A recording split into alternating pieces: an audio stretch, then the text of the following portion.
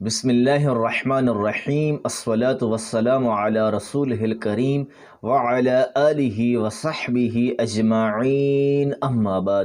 محترم بھائیوں اور دوستوں، اہل سنت اور اہل تشیع کے مابین جو اختلافات ہیں اس سے متعلق میں کچھ عرض کرنا چاہتا ہوں۔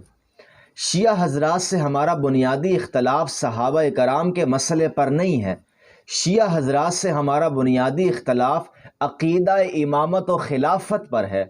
اسی کے ذیل میں صحابہ کرام اور اہل بیت اطہار سے متعلق کچھ مسائل پر گفتگو کی جاتی ہے۔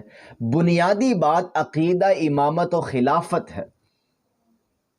اس کے ضمن میں آپ وراثت نبوت کو بھی لے سکتے ہیں، لیکن بنیادی مسئلہ عقیدہ امامت ہے، جسے اصولی مقدمے کی حیثیت حاصل ہے۔ میں انشاءاللہ قرآن مجید کی روشنی میں تحقیق کر کے آپ کے سامنے اپنی رائے رکھوں گا کہ عقیدہ امامت و خلافت کو ہم کس زاویے سے دیکھتے ہیں اور شیعہ حضرات کس زاویے سے دیکھتے ہیں۔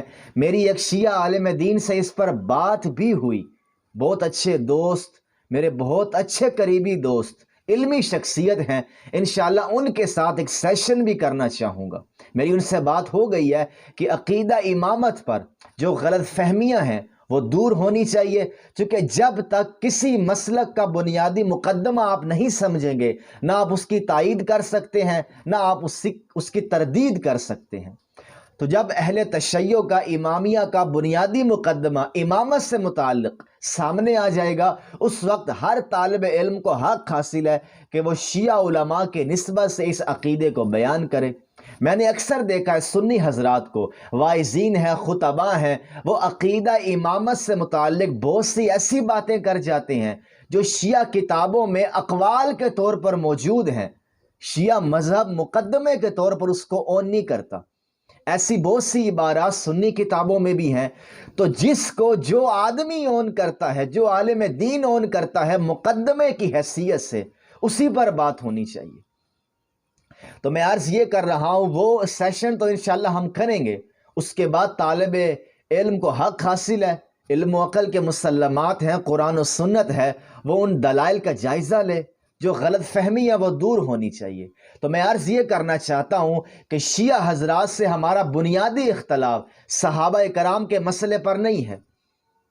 صحابہ کرام کے ساتھ جو بھی معاملات ہیں وہ ایک الگ چیز ہے۔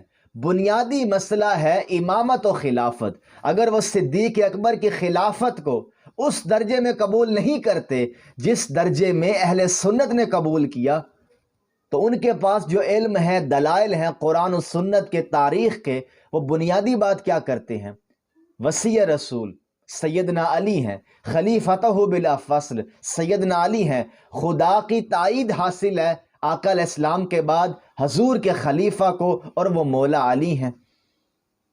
اس پر بنیادی مسئلہ عرض کریں تو میں جو طالب علم ہیں، دین کا مطالعہ کرتے ہیں، ان کی خدمت میں گزارش کروں گا کہ صحابہ کرام سے متعلق یا اہل بیت اطہار سے متعلق یہ سنی شیعہ فسادات کو ہوا نہ دے۔ کوئی بندہ بھی صحابہ کرام سے متعلق بری رائے نہیں رکھتا، کوئی بندہ بھی اہل بیت اطہار سے متعلق بری رائے نہیں رکھتا۔ ایک ہے ناسبی ہونا اور ایک ہے رافضی ہونا۔ رافضی اور ناسبی کا مسئلہ کیا ہے؟ وہ فیصلہ سناتے ہیں بعض شخصیات کے بارے میں کہ فلاں شخص نے یہ کیا ہے، چاہے وہ حضرت ابو بکر ہو یا مولا علی ہو۔ ایک رافضی ٹھہرا، ایک ناسبی ٹھہرا، اور ایک علمی آدمی دلائل کے ساتھ کسی صحابی سے متعلق یا اہل بیت کے کسی فرد سے متعلق کوئی علمی گفتگو کرنے آیا ہے، تاریخی روایت ہے، اس کے بارے میں پوچھنے آیا ہے، قرآن کی کسی آیت میں اختلاف ہو گیا ہے تعبیر کا، صحابہ و اہل بیت کے حوالے سے جو آیات ہیں اس کو سمجھنا چاہتا ہے، چلے بحث و تکرار ہی کرنا چاہتا ہے، تو ہم یہ کہہ کر اس کو روندہ درگاہ کر دیں کہ یہ صحابہ کا گستاخ ہے یا یہ اہل بیت کا گستاخ ہے؟ ہرگز نہیں۔ میں پہلے بھی عرض کر چکا ہوں، چاہے صحابہ ہوں چاہے اہل بیت ہوں، کسی کی بھی توہین کے لیے ہمیں بنیادی مقدمہ ثابت کرنا پڑے گا۔ توہین کہتے کسے ہیں؟ اہانت کے اصول کیا ہیں؟ اختلاف رائے تو توہین نہیں ہوتی، نبی سے اختلاف کفر ہے۔ تو خدارہ اتحاد کی بات کریں، جو علمی اختلافات ہمارے ہاں موجود ہیں، پہلے کسی عالم دین سے اگر ہم نے بات کرنی ہے تو اس کے مقدمے کو سمجھیں۔ ہم صحابہ کرام سے متعلق یا اہل بیت یا اطہار سے متعلق ثانوی قسم کی گفتگو کرتے ہیں، ناسبی سے تو کریں، رافضی سے بھی کریں۔ میں مخاطب ہوں سنی شیعہ علماء سے۔ شیعہ حضرات کا بھی اہل سنت سے بنیادی اختلاف یہی عقیدہ امامت ہے، اور اہل سنت کا شیعہ حضرات سے اختلاف عقیدہ امامت ہے۔ باقی چیزیں ہم انشاءاللہ بعد میں ڈسکس کریں گے۔ تمام اہل علم سے میں گزارش کروں گا، دعوت فکر دوں گا کہ اس مسئلے پر دونوں حضرات کلیریفیکیشن دیں کہ کہاں تک گنجائش ہے اس عقیدے کی۔ ممکن ہے شیعہ علماء کی وضاحت پر صحابہ کرام کا مسئلہ بھی حل ہو جائے، اہل البیت کا مسئلہ بھی حل ہو جائے، میں امکان کی بات کر رہا ہوں۔ اور اگر اختلاف رائے ہوتا ہے تو حق ہے آپ کو اختلاف کرنے کا، انہیں حق ہے اپنی بات کہنے کا، آپ کو حق ہے اختلاف کرنے کا۔ تو غلط فہمی پیدا نہ کریں، صحابہ کا نام لے کر یا اہل بیت کا نام لے کر عقیدہ امامت پر بات کرے شیعہ علماء سے، اور ان کو بھی دعوت دوں گا کہ اہل سنت سے عقیدہ امامت پر بات کریں، دلائل کے ساتھ، علم و عقل کے مسلمات کی روشنی میں۔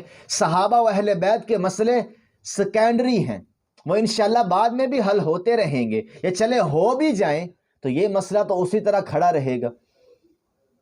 تو اس کو انشاءاللہ حل کریں، اس کے بعد دوسری بات کریں۔ تو میں نے کیا کہا؟ اختلاف کیا ہے بنیادی طور پر؟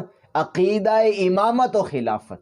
انشاءاللہ موقع ملا تو میں اپنے دلائل عرض کروں گا، لیکن اس سے پہلے جو میرے شیعہ عالم ہیں دوست، ان کے ساتھ ایک وضاحتی بیان ریکارڈ کرواؤں گا کہ علماء امامیہ کا موقف کیا ہے عقیدہ امامت و خلافت پر۔ اللہ تعالی ہم سب کو علم دین سیکھنے کی توفیق عطا فرمائے اور دین پر عمل کی توفیق عطا فرمائے۔ وما علینا الا البلاغ۔